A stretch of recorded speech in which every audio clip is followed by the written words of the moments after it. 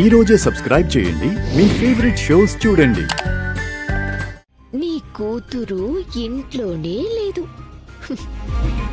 మరోసారి ఆ steel factory వాళ్ళ ముందు నువ్వు పూలైపోయి తల దించుకోక తప్పదు. ఇక నీ పరువు పోయినట్టే ఆనంద భైరవి.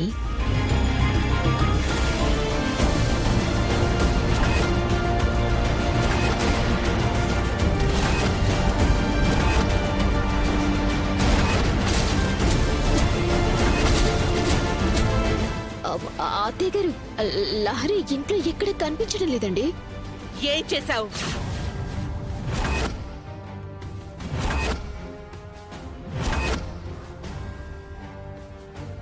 లహరిని ఎక్కడికి పంపించేశావు?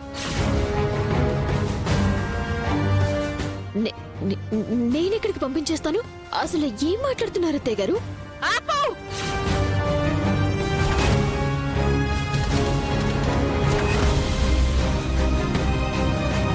మర్యాదగా అడుగుతున్నాను, లహరి ఎక్కడుందో చెప్పు.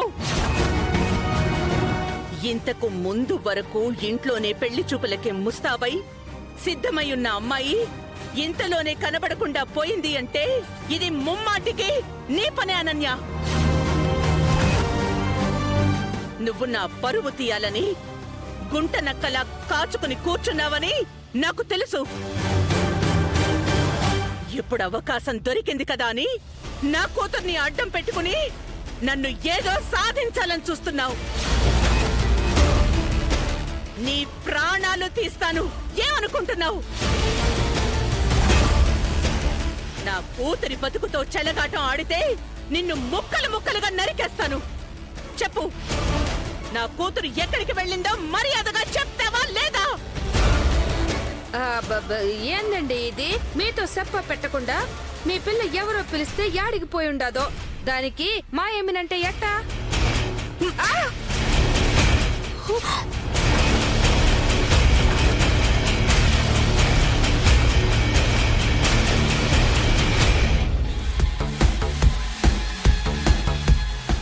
నువ్వింకొక్క మాట మాట్లాడినా ఇక్కడే నీ ప్రాణం తీస్తా.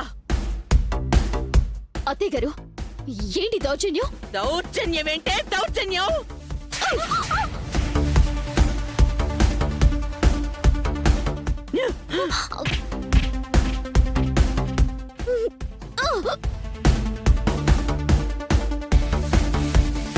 చెప్పు.